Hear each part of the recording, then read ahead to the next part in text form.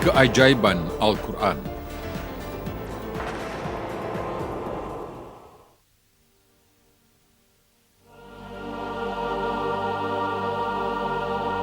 Sejak 14 abad yang lalu, Allah telah menurunkan Quran kepada sekalian manusia sebagai kitab panduan. Dia telah menyeru manusia supaya mencari kebenaran dengan merujuk kepada kitab ini. Semenjak ia diturunkan sehinggalah ke hari balasan, kitab yang suci yang akhir ini tetap akan menjadi satu-satunya panduan kepada manusia. Isi kandungan Quran yang amat bijaksana serta tiada tolok bandingannya jelas membuktikan bahawa ia adalah wahyu Allah. Juga, Quran mempunyai banyak ciri yang menakjubkan, lantas membuktikan bahawa ia adalah wahyu Allah.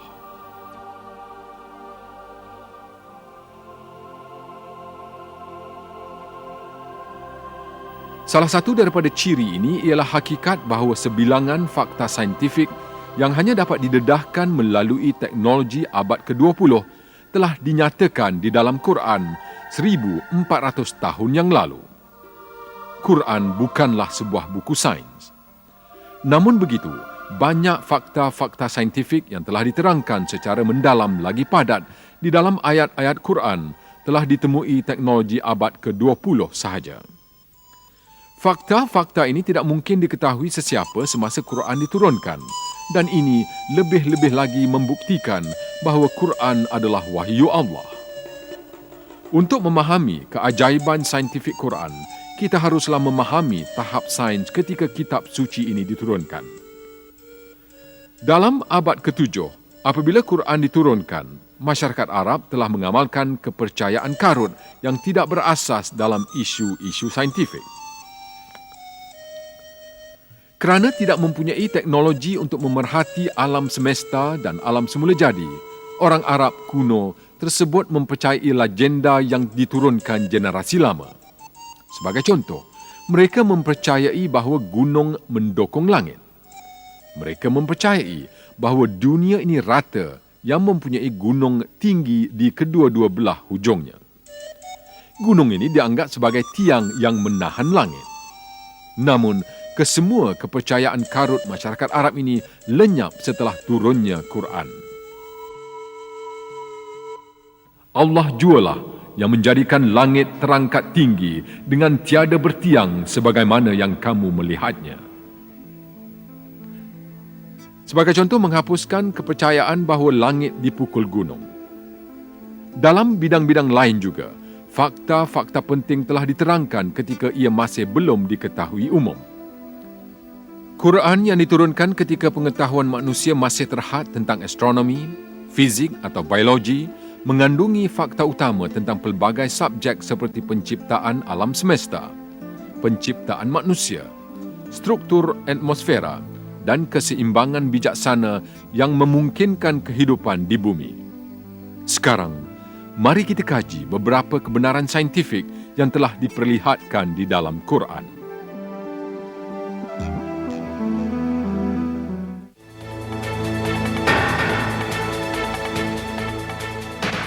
Penciptaan alam semesta.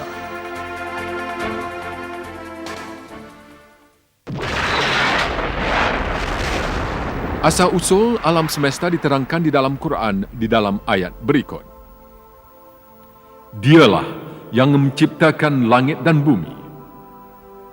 Kesimpulan yang dicapai astrofizik hari ini, iaitu seluruh alam semesta bersama dengan dimensi jizim dan masa, wujud disebabkan letupan besar yang berlaku sejak infinity lagi. Peristiwa ini yang dikenali sebagai teori Big Bang telah menghasilkan seluruh alam semesta daripada kekosongan lebih kurang 15 bilion tahun yang lalu melalui setumpuk letupan. Sebelum teori Big Bang, isu jizim masih belum diketahui umum, iaitu daripada kekosongan, di mana jizim, tenaga maupun masa masih belum wujud dan bila mana ianya hanya dapat didefinisikan secara metafizikal, ia kemudiannya tercipta. Fakta ini telah disampaikan kepada kita di dalam Quran 1400 tahun yang lalu.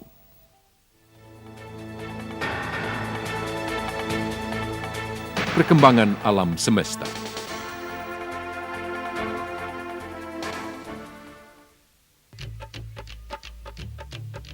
Quran yang telah diturunkan 14 abad yang lalu, ketika sains astronomi masih lagi primitif, telah menerangkan perkembangan alam semesta diterangkan seperti berikut. Dan langit itu kami dirikan dengan kekuasaan kami dalam bentuk binaan yang kukuh rapi.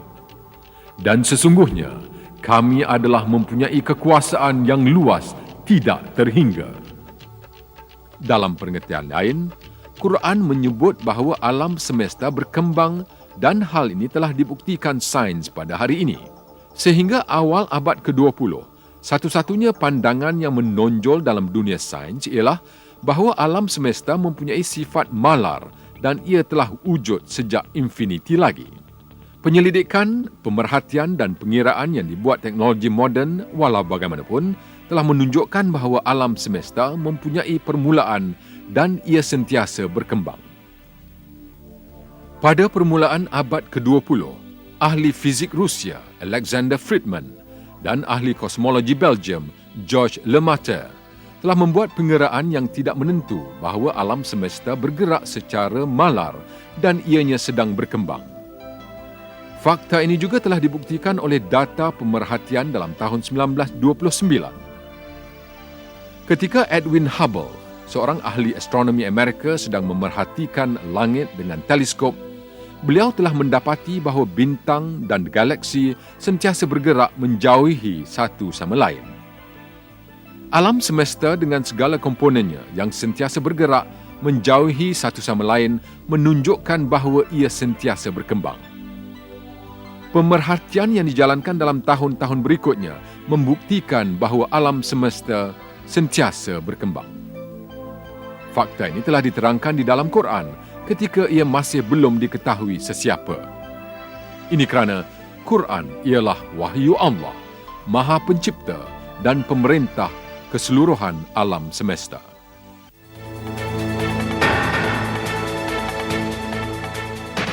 Hobbit.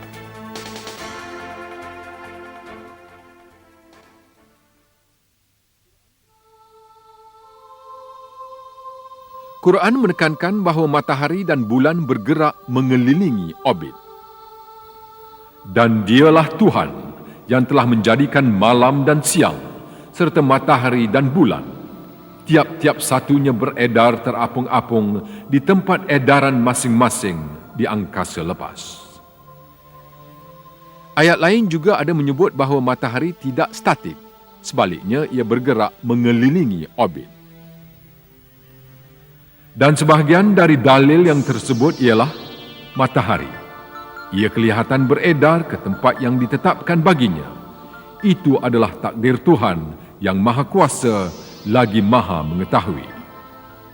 Fakta ini yang disebut di dalam Quran telah ditemui berikutan pemerhatian astronomi dalam zaman kita.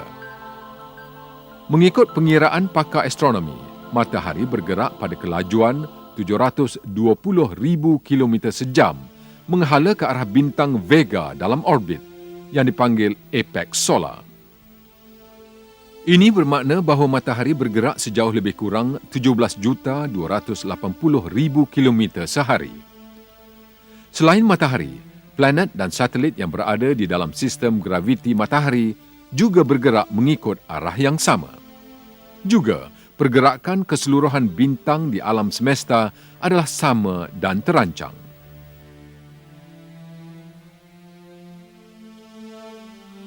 Keseluruhan alam semesta yang penuh dengan laluan dan orbit, sebagaimana yang tercatat di dalam Quran adalah seperti berikut.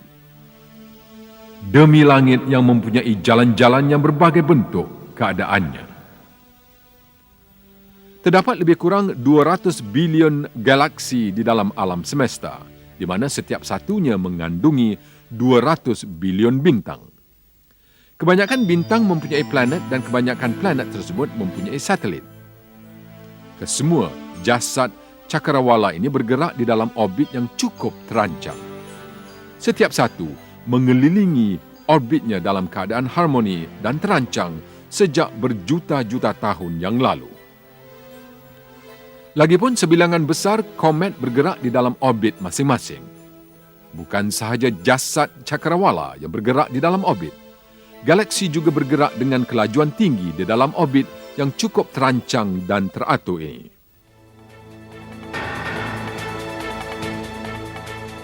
Bumbung yang dilindungi.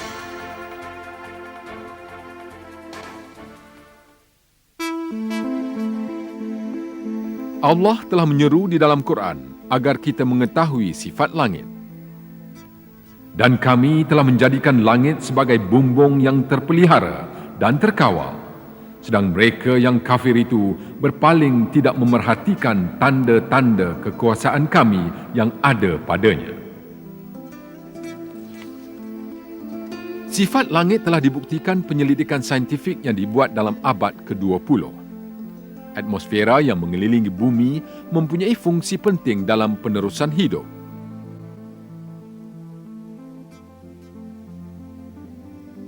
Atmosfera yang mengelilingi bumi mempunyai fungsi penting dalam penerusan hidup. Atmosfera memusnahkan banyak meteor besar dan kecil yang mendekati bumi lantas menghalangnya daripada jatuh ke bumi dan membahayakan hidupan di sana. Tambahan pula, atmosfera menapis pancaran cahaya yang datang daripada angkasa lepas yang berbahaya untuk kehidupan. Lebih menarik lagi, atmosfera hanya membenarkan pancaran yang berguna dan tidak berbahaya, cahaya yang dapat dilihat, cahaya ultra ungu serta gelombang radio untuk menembusinya. Kesemua penyinaran ini penting untuk hidupan.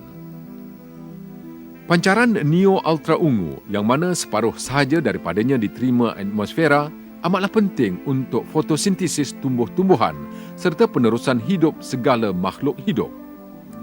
Kebanyakan pancaran ultra ungu intensif yang dikeluarkan matahari ditapis lapisan ozon atmosfera dan hanya bahagian terhad dan penting spektrum ultra ungu sahaja yang sampai ke bumi.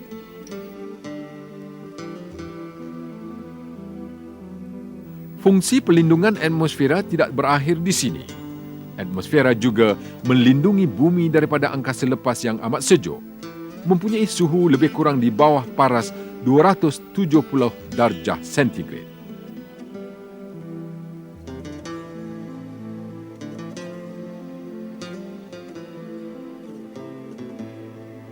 Bukan sahaja atmosfera yang melindungi bumi daripada kesan berbahaya. Selain atmosfera, tali pinggang Van Allen, iaitu satu lapisan yang dihasilkan medan magnet bumi, juga bertindak sebagai perisai pelindung terhadap penyinaran yang mengancam planet kita. Penyinaran ini yang sentiasa dikeluarkan matahari serta bintang-bintang lain amatlah berbahaya kepada makhluk hidup. Sekiranya tali pinggang Van Allen tidak wujud, ledakan tenaga akibat nyalaan api solar seperti yang kerap berlaku di dalam matahari akan memusnahkan kesemua hidupan di bumi. Tenaga yang disalurkan ke dalam salah satu daripada pancaran cahaya yang dikesan baru-baru ini adalah bersamaan 100 bilion bom atom seumpama bom yang telah dijatuhkan ke atas Hiroshima. 58 jam selepas pancaran cahaya tersebut, jarum magnet kompas menunjukkan pergerakan luar biasa dan 250 km daripada atmosfera bumi, suhu tiba-tiba meningkat kepada 2,500 darjah Celsius. Secara ringkasnya, satu sistem yang sempurna sedang berfungsi jauh daripada bumi. Ia menyelubungi dunia kita dan melindunginya daripada ancaman luaran.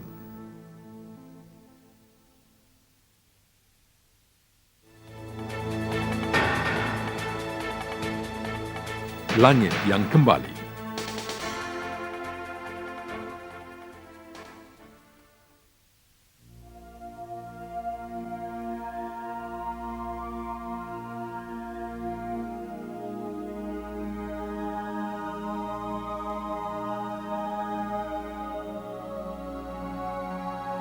Ayat ke-11 surah At-Tariq di dalam Quran merujuk kepada fungsi langit.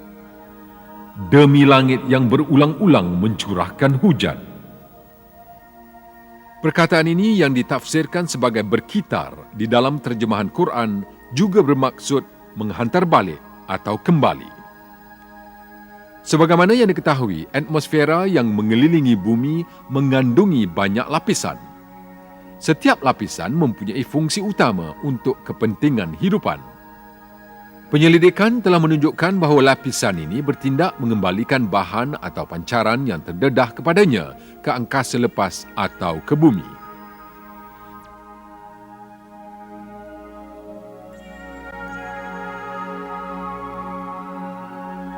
Mari kita selidiki fungsi kitar semula lapisan yang mengelilingi bumi dengan menggunakan beberapa contoh.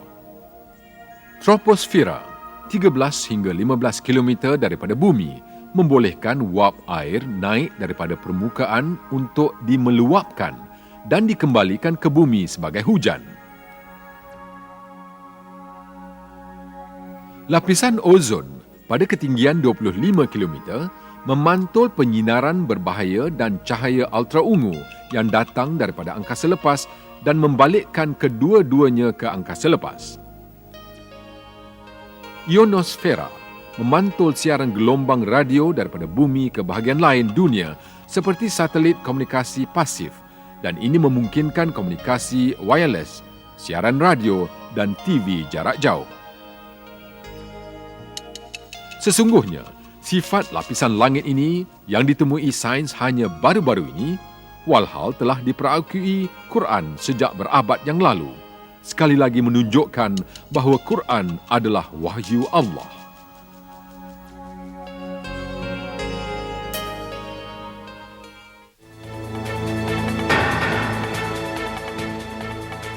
Lapisan atmosfera.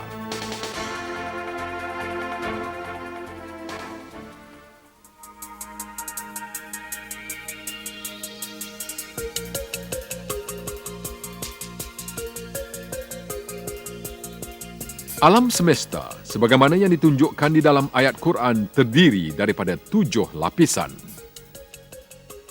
Dialah Allah yang menjadikan untuk kamu segala yang ada di bumi.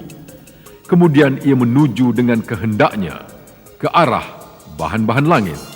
Lalu dijadikannya 7 langit dengan sempurna. Dan ia maha mengetahui akan tiap-tiap sesuatu. Kemudian ia menunjukkan kehendaknya ke arah bahan-bahan langit, sedang langit itu masih berupa asap. Lalu ia menjadikannya 7 langit dalam 2 masa, dan ia memberitahu kepada tiap-tiap langit akan urusan dan keperluannya masing-masing. Istilah langit yang banyak kali muncul di dalam ayat Quran digunakan untuk merujuk kepada langit dan seluruh alam semesta. Dengan menggunakan maksud yang di atas, kita mendapati bahawa langit atau atmosfera terdiri daripada 7 lapisan. Sememangnya, hari ini kita sudah mengetahui atmosfera dunia mengandungi pelbagai lapisan yang saling melapisi satu sama lain. Tambahan lagi, ia mengandungi 7 lapisan, sebagaimana yang diterangkan di dalam Quran. Sekiranya kita mengira bilangan lapisan yang dilihat di dalam sumber ini, kita akan mendapati bahawa atmosfera sememangnya mengandungi 7 lapisan, seperti yang dinyatakan di dalam ayat tersebut.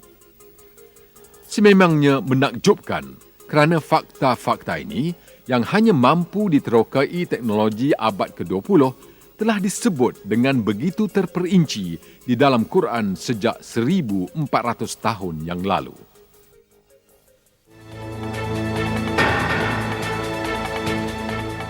Fungsi gunung.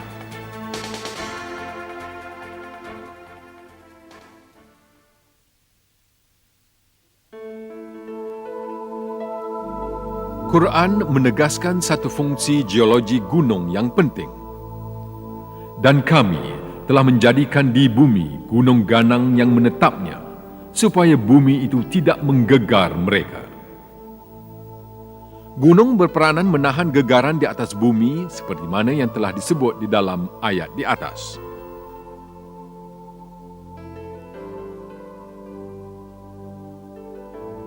Fakta ini tidak diketahui sesiapa ketika Quran diturunkan. Ia hanya diketengahkan baru-baru ini hasil penemuan geologi moden. Menurut penemuan-penemuan ini, gunung muncul akibat pergerakan serta pelanggaran plat besar yang membentuk kerak bumi. Apabila dua plat berlanggaran, plat yang kuat akan meluncur di bawah yang lain. Plat yang di atas akan melengkung lalu membentuk ketinggian dan seterusnya gunung. Lapisan bawah pula akan meluncur ke dalam tanah dan memanjang ke bawah. Ini bermakna bahawa gunung mempunyai bahagian yang memanjang ke atas dan ke bawah tanah yang sama besar kedua-duanya.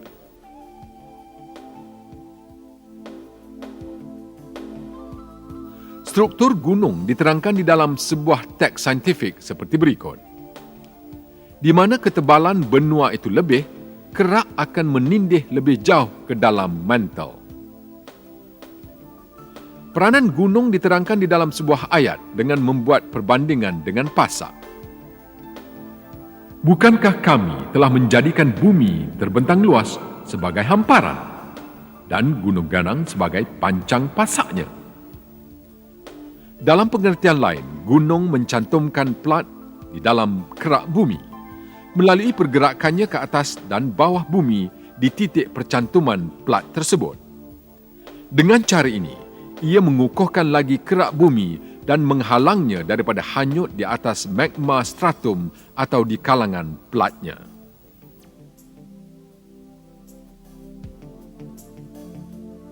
Secara ringkas, kita dapat menyamakan gunung dengan paku yang mencantum kepingan kayu. Peranan gunung yang penting ini, yang ditemui geologi moden dan penyelidikan seismos, telah didedahkan di dalam Quran sebagai satu lagi contoh kebijaksanaan penciptaan Allah.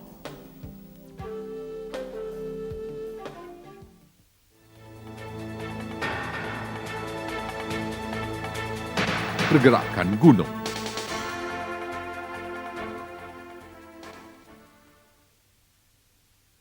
Kita telah dimaklumkan di dalam salah satu daripada ayat tersebut bahawa gunung tidak kelihatan statik sebagaimana ia kelihatan, malah ia sentiasa bergerak.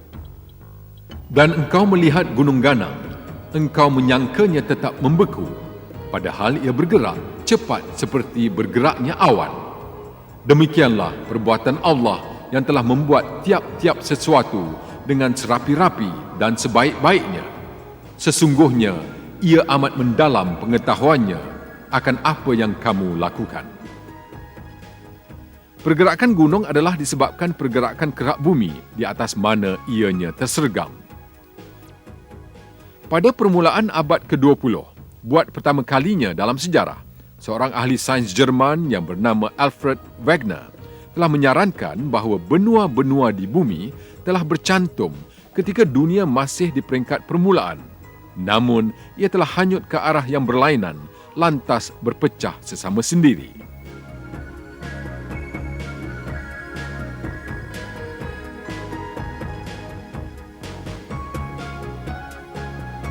Ahli geologi hanya mengakui kebenaran kata-kata Wegener dalam tahun 1980-an, 50 tahun selepas kematiannya.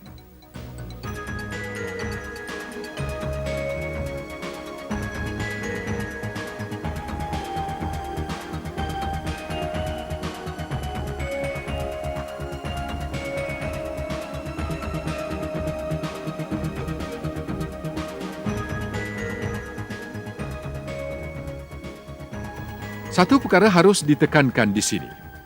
Allah telah merujuk kepada pergerakan gunung sebagai aksi hanyut di dalam ayat tersebut. Hari ini ahli sains moden juga memakai istilah hanyutan benua untuk menerangkan pergerakan ini. Memang tidak syak lagi, keajaiban Quran terserlah apabila ia menyebut tentang fakta saintifik yang ditemui sains baru-baru ini.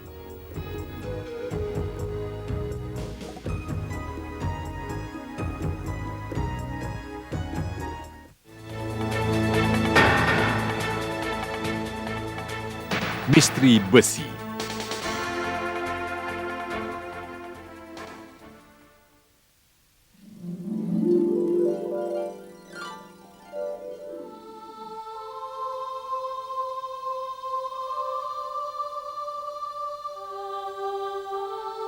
Besi ialah salah satu daripada elemen yang disebut di dalam Quran. Maksud besi diterangkan di dalam surah Al-Hadid sebagai Dan kami telah menciptakan besi dengan keadaannya mengandungi kekuatan yang handal serta berbagai faedah lagi bagi manusia. Perkataan diturunkan yang digunakan khusus untuk besi di dalam ayat tersebut boleh dianggap sebagai mempunyai maksud metafora yang menerangkan bahawa besi dicipta untuk kegunaan manusia. Tetapi apabila kita melihat kepada maksud literal perkataan tersebut, iaitu diturunkan secara fizikal daripada langit, kita mendapati bahawa ayat ini membayangkan suatu keajaiban saintifik yang penting. Ini ialah kerana penemuan astronomi moden telah mendapati bahawa logam besi yang ditemui di dunia ini berasal dari bintang gergasi di angkasa lepas. Logam berat di alam semesta dihasilkan di dalam nukleus bintang yang besar. Sistem solar kita walau bagaimanapun tidak mempunyai struktur sesuai untuk menghasilkan besi dengan sendirinya. Besi hanya boleh dihasilkan di dalam bintang yang lebih besar daripada matahari, di mana suhunya mencecah beberapa ratus juta darjah.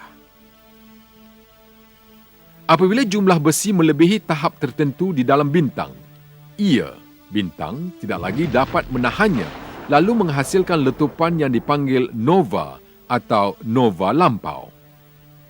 Berikutan letupan ini, meteor yang mengandungi besi tercampak di serata alam semesta dan ia bergerak melalui kekosongan sehinggalah ia ditarik kuasa graviti jasad cakrawala. Semua ini menunjukkan bahawa logam besi tidak terbentuk di bumi. Sebaliknya, ia jatuh bersama-sama meteor ke bumi, sebagaimana yang disebut di dalam ayat ini. Sudah tentu, fakta ini tidak mungkin diketahui orang ramai secara saintifik dalam abad ke-7 ketika Quran diturunkan. Dan kami telah menciptakan besi dengan keadaannya mengandungi kekuatan yang handal serta berbagai faedah lagi bagi manusia.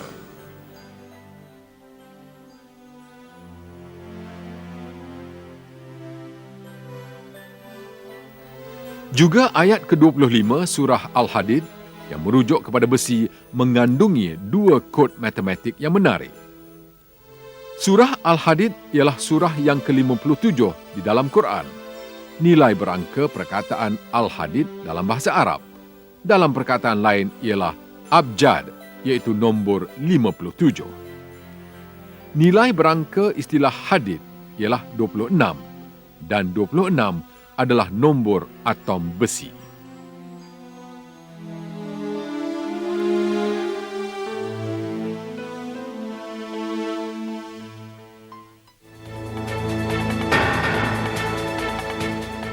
Bahagian hujan.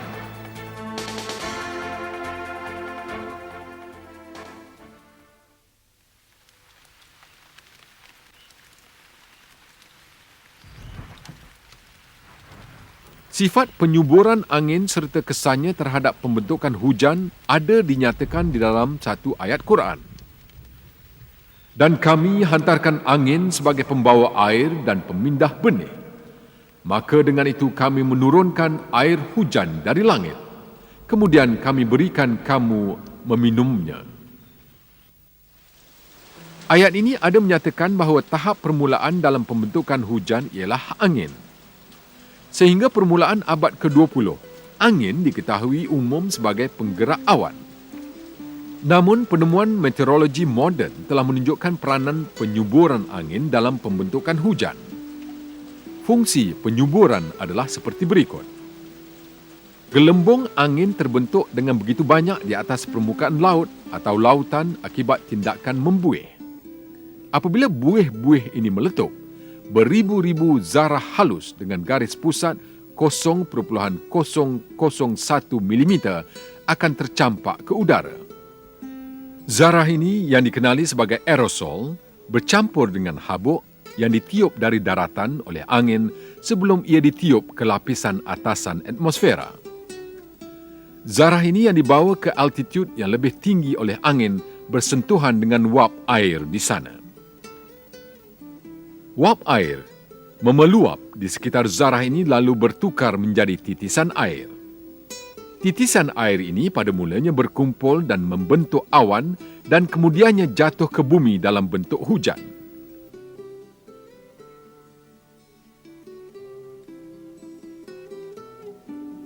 Angin menyuburi wap air yang terapung di udara dengan zarah yang dibawa bersama-samanya dari lautan dan seterusnya menolong pembentukan awan hitam.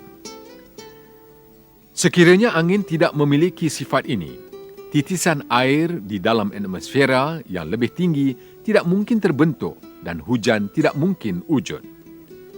Perlu ditekankan di sini bahawa peranan utama angin dalam pembentukan hujan telah disebut sejak berkurun-kurun lamanya di dalam sebuah ayat Quran, ketika pengetahuan orang ramai tentang fenomena semula jadi amat terhad.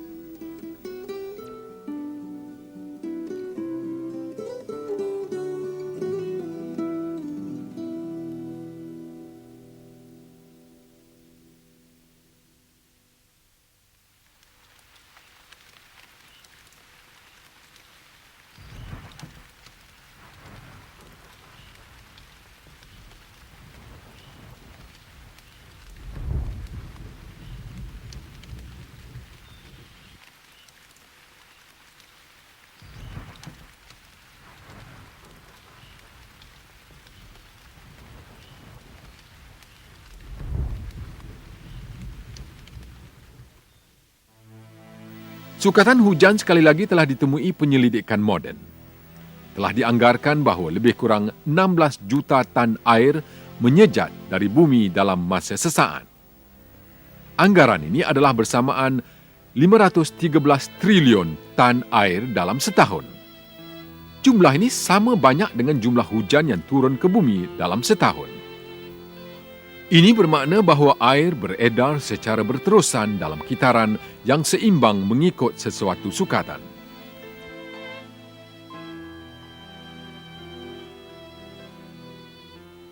Kehidupan di bumi bergantung kepada kitaran air ini. Walaupun manusia telah menggunakan kesemua teknologi di dunia, mereka tidak akan dapat menghasilkan kitaran ini secara tiruan. Perubahan kecil dalam jumlah ini akan mengakibatkan ketidakseimbangan ekologi yang besar yang akan memusnahkan kehidupan di bumi. Namun hal ini tidak pernah terjadi. Malah hujan turun setiap tahun dalam jumlah yang sama sebagaimana yang termaktub di dalam Quran.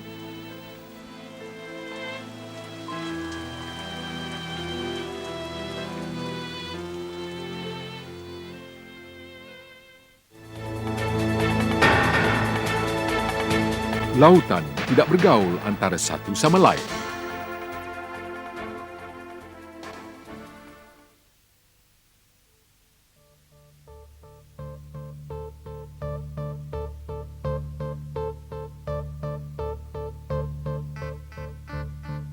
Salah satu daripada sifat lautan yang ditemui baru-baru ini terkandung di dalam sebuah ayat Quran seperti berikut. Ia biarkan air dua laut, yang masin dan yang tawar, mengalir, sedang keduanya pula bertemu. Di antara keduanya ada penyekat yang memisahkannya, masing-masing tidak melampaui sempadannya. Sifat lautan yang bertemu namun langsung tidak bergaul antara satu sama lain diketahui ahli oceanografi baru-baru ini. Akibat tekanan fizikal yang dipanggil tekanan permukaan, air di dalam lautan persekitaran tidak bercampur. Disebabkan perbezaan dalam ketumpatan lautan, tekanan permukaan menghalang lautan daripada bergaul antara satu sama lain, seolah-olah terdapat dinding nipis yang memisahkan kedua-duanya. Apa yang lebih menarik ialah ketika manusia belum lagi mengenali ilmu fizik, tekanan permukaan maupun bidang oceanografi, ia telah pun dinyatakan di dalam Quran.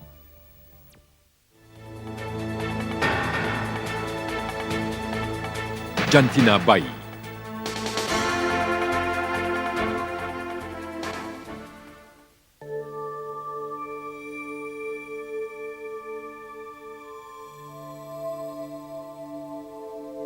Tanggapan bahawa jantina bayi ditentukan sel ibunya atau cantuman sel lelaki dan perempuan telah berubah sejak kebelakangan ini. Tetapi kita telah dimaklumkan di dalam Quran bahawa kelakian dan kewanitaan seseorang dicipta hasil daripada sperma yang dicurahkan ke dalam rahim.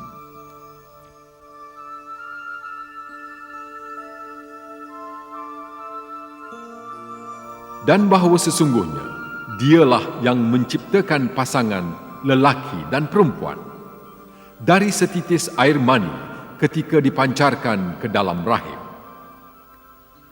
Disiplin genetik yang kian maju dan biologi molekul secara saintifik telah mengesahkan ketepatan maklumat ini yang diberikan Quran. Kini kita faham bahawa jantina ditentukan sel sperma yang datang daripada lelaki dan perempuan tidak ada peranan di dalam proses ini. Kromosom ialah elemen utama dalam menentukan jantina. 2 daripada 46 kromosom yang menentukan struktur manusia dikenal pasti sebagai kromosom jantina. Kedua-dua kromosom ini dipanggil XY di dalam lelaki dan XX di dalam perempuan kerana bentuk kromosom yang menyerupai huruf-huruf ini. Kromosom Y membawa jin yang mengekotkan kelakian, sementara kromosom X membawa jin yang mengekotkan kewanitaan. Pembentukan bayi bermula dengan penggabungan silang salah satu daripada kromosom ini yang wujud dalam lelaki dan perempuan secara berpasangan. Kedua-dua komponen sel seks dalam perempuan yang terbahagi kepada 2 semasa pengovoman membawa kromosom X. Sel seks lelaki sebaliknya menghasilkan 2 jenis sperma, satu yang mengandungi kromosom X dan yang satu lagi kromosom Y. Sekiranya kromosom X daripada perempuan bercantum dengan sperma yang mengandungi kromosom X, bayi tersebut ialah perempuan. Sekiranya ia bergabung dengan sperma yang mengandungi kromosom Y, bayi tersebut ialah lelaki. Dalam erti kata lain, jantina bayi ditentukan apabila kromosom daripada lelaki bercantum dengan ovum perempuan.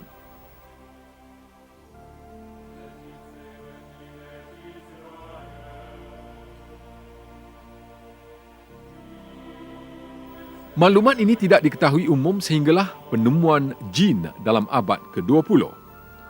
Menurut kebanyakan adat resam, jantina bayi ditentukan tubuh wanita dan kerana itulah wanita dipersalahkan apabila mereka melahirkan anak perempuan. Namun, 13 abad sebelum jin manusia ditemui, Quran telah mengemukakan maklumat yang menafikan kepercayaan karut ini dan mengesahkan bahawa asal-usul jantina bukan dari wanita, sebaliknya dari semen lelaki.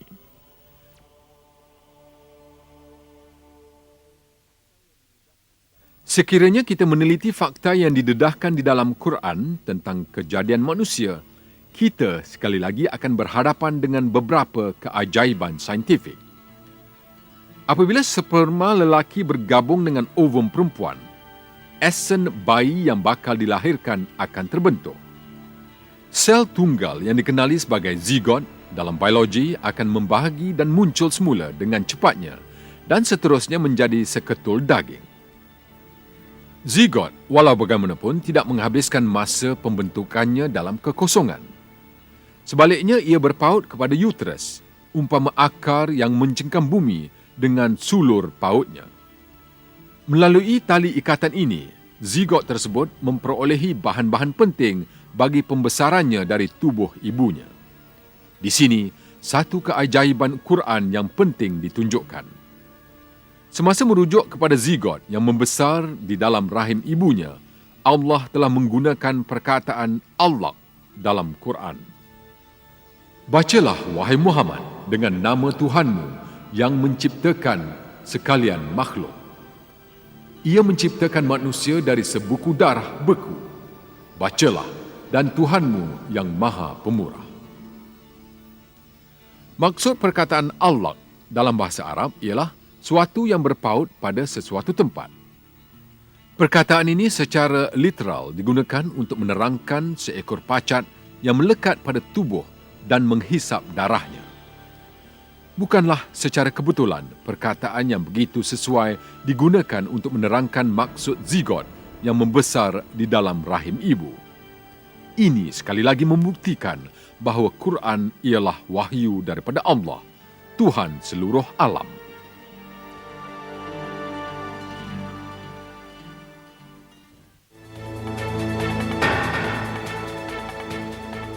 Cap jari.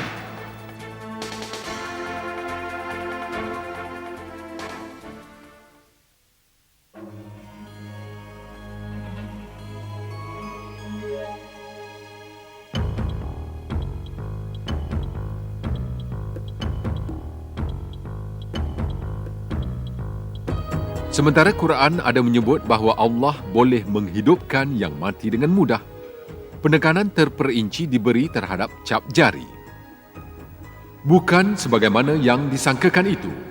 Bahkan kami berkuasa menyusun dengan sempurnanya segala tulang, jarinya, tulang yang lebih halus dari yang lain. Penekanan khusus diberi terhadap cap jari ada maksud yang istimewa kerana setiap cap jari mempunyai keunikan tersendiri. Setiap orang yang hidup atau yang pernah hidup memiliki satu set cap jari yang unik. Kerana inilah, cap jari diterima sebagai kad identiti yang penting, eksklusif kepada pemiliknya dan digunakan untuk tujuan ini di seluruh dunia. Yang penting ialah, keunikan cap jari ini hanya diketahui umum pada akhir abad ke-19. Sebelum itu, manusia menganggap cap jari sebagai lengkungan biasa tanpa sebarang kepentingan atau maksud tertentu. Namun di dalam Quran, Allah telah menyebut tentang cap jari, suatu yang tidak dihiraukan orang ramai ketika itu, dan menyuruh supaya kita menyedari kepentingannya, kepentingan yang hanya disedari pada zaman ini.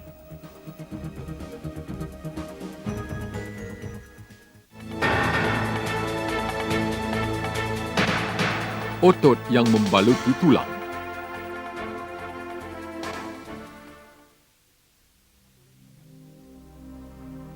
Satu lagi aspek penting maklumat yang disebut di dalam ayat-ayat Quran ialah tahap pembesaran seorang insan di dalam rahim ibunya.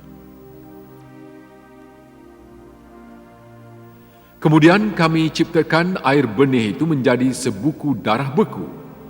Lalu kami ciptakan darah beku itu menjadi seketul daging.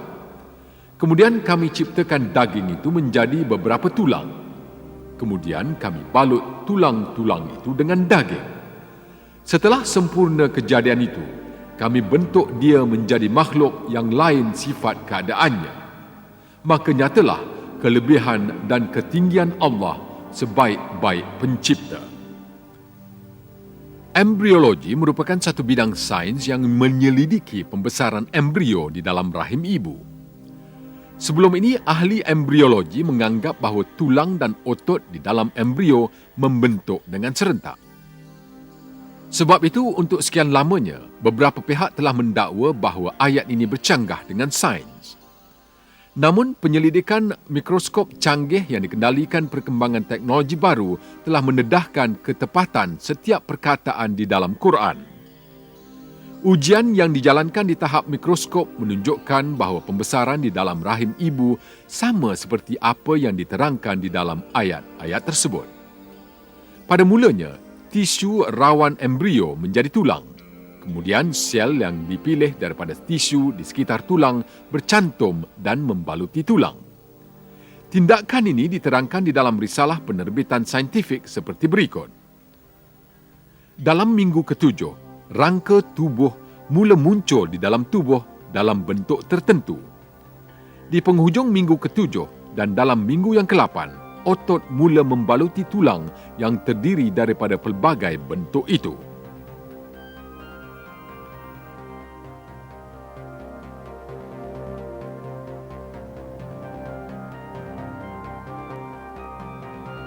Secara ringkas, tahap pembesaran manusia sebagaimana yang diterangkan di dalam Quran telah dibuktikan selaras dengan penemuan-penemuan embriologi moden.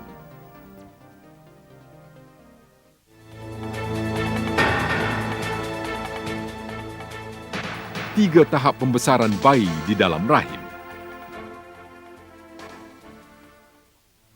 Telah disebut di dalam Quran bahawa manusia terjadi melalui tiga peringkat di dalam rahim ibu. Ia menciptakan kamu dari diri yang satu, Adam. Kemudian ia menjadikan daripadanya istrinya, Hawa. Dan ia mengadakan untuk kamu binatang-binatang ternak, 8 ekor, 4 pasangan, jantan dan betina. Ia menciptakan kamu di dalam kandungan ibu kamu, berperingkat-peringkat, dari satu kejadian ke satu kejadian. Dalam 3 suasana yang gelap gelita, yang demikian kekuatannya ialah Allah, Tuhan kamu. Baginya lah kekuasaan yang mutlak. Tiada Tuhan melainkan Dia. Oleh itu, bagaimana kamu dapat dipesongkan dari mematuhi perintahnya? Yang difahamkan melalui ayat ini menyatakan bahawa manusia terjadi melalui 3 peringkat yang berlainan di dalam rahim ibu. Sememangnya biologi moden telah memperlihatkan bahawa pembesaran embriologi bayi berlaku di 3 bahagian yang berasingan di dalam rahim ibu. Hari ini, subjek ini merupakan elemen pengetahuan asas di dalam semua buku teks embriologi yang dipelajari di Fakulti Perubatan. Kehidupan di dalam uterus merangkumi 3 tahap: pra-embryonik, 2,5 minggu yang pertama, embryonik sehingga akhir minggu ke-8, dan janin dari minggu ke-8 sehinggalah hari kelahiran. Tahap-tahap ini merujuk kepada tahap pembesaran bayi yang berlainan. Maklumat tentang pembesaran di dalam rahim ibu diperolehi hanya setelah pemerhatian dilakukan dengan peralatan moden. Namun, seperti kebanyakan fakta saintifik yang lain, maklumat ini telah dijelaskan di dalam ayat Quran dengan cara yang menakjubkan. Hakikat bahawa maklumat yang begitu terperinci dan tepat telah didedahkan di dalam Quran. Ketika pengetahuan orang ramai tentang hal-hal perubatan amat terhad, jelas membuktikan bahawa Quran bukanlah ciptaan manusia, tetapi ia adalah wahyu Allah.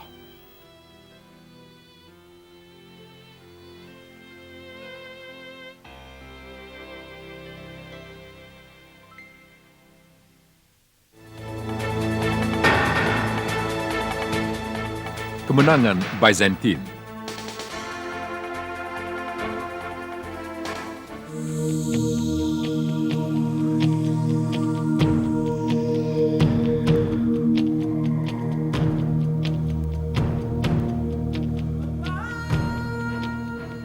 Didapati di dalam ayat pertama surah Ar-Rum di dalam Quran juga satu lagi pengumuman tentang peristiwa yang bakal berlaku. Ia menyatakan bahawa Empire Byzantine telah mengalami kekalahan besar, tetapi ia akan mengecapi kemenangan tidak lama lagi. Orang-orang Rom telah dikalahkan di negeri yang dekat sekali, dan mereka sesudah kekalahannya itu akan mengalahkan lawannya. Dalam masa tidak sampai 10 tahun, kepada pentadbiran Allah jualah terpulang segala urusan sebelum berlakunya dan sesudah berlakunya.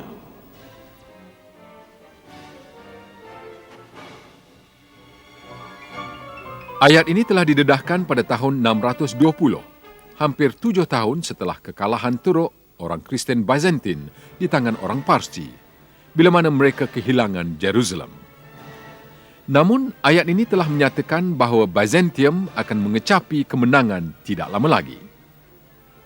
Hakikatnya, kekalahan teruk yang dialami Byzantium tidak memberi harapan terhadap kewujudannya, apatah lagi kemenangannya. Bukan sahaja orang Parsi, malah orang Avar, Slav dan Lombard juga mengancam Empire Byzantine. Orang Avar telah pun mara ke sempadan Konstantinopel.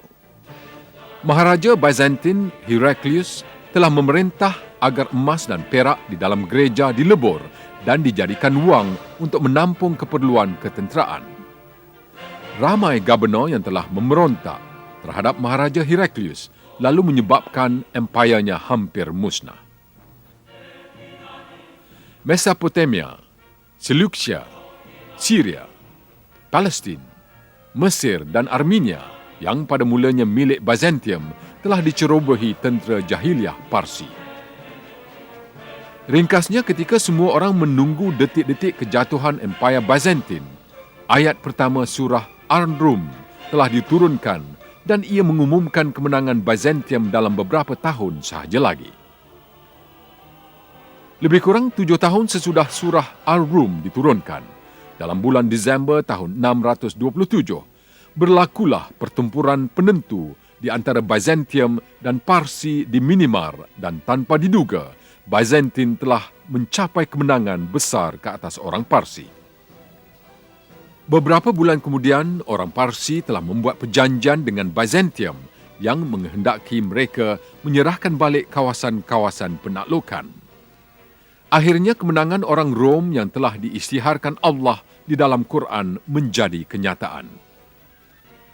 Satu lagi keajaiban di dalam ayat ini ialah pengumuman fakta geografi yang tidak mungkin diketahui sesiapa pada ketika itu. Kita telah diberitahu bahawa orang Rom telah ditewaskan di kawasan terendah bumi di dalam ayat ketiga surah Ar-Rum.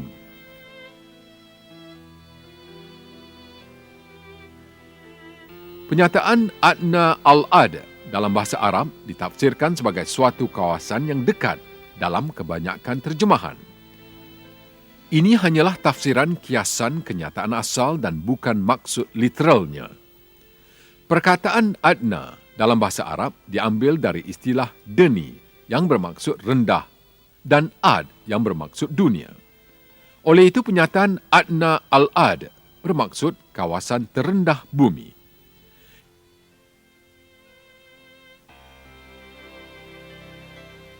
Yang lebih menarik lagi, kemuncak peperangan di antara Empayar Byzantine dan Parsi yang berakhir dengan kekalahan Empayar Byzantine dan kehilangan Jerusalem telah berlaku di kawasan terendah bumi.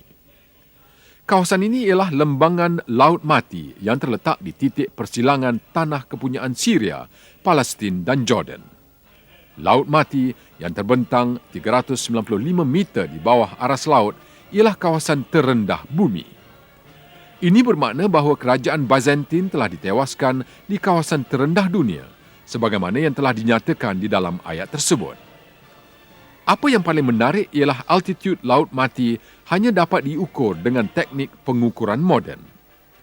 Sebelum kemunculan teknik tersebut, tidak mungkin orang mengetahui kedudukannya sebagai kawasan terendah di muka bumi. Namun, kawasan ini telah dinyatakan sebagai kawasan terendah bumi di dalam Quran. Pengulangan perkataan.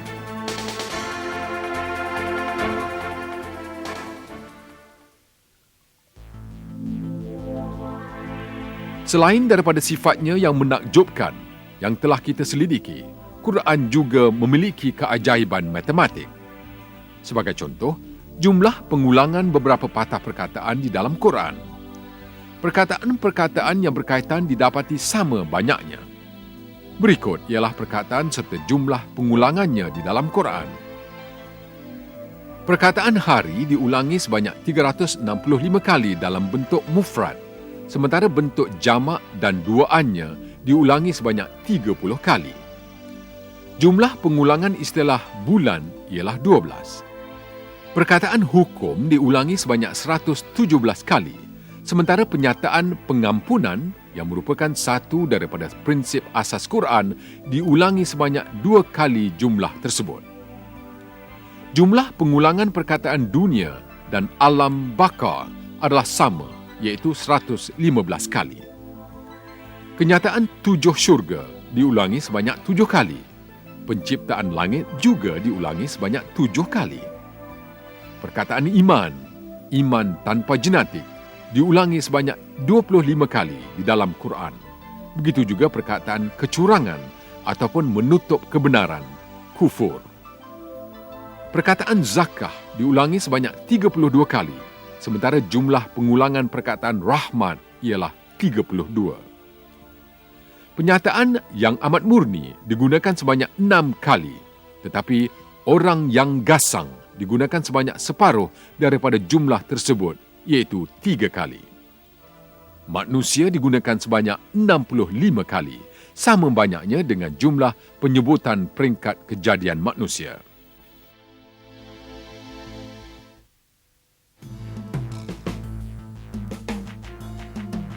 Setakat ini, apa yang telah kita lihat ialah satu fakta yang nyata, iaitu segala maklumat yang terkandung di dalam ayat Quran adalah benar dan tidak mungkin diketahui sesiapa ketika itu.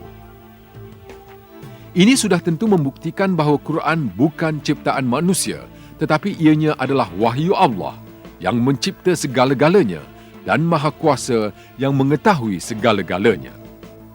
Allah telah menyebut tentang Quran di dalam sebuah ayat.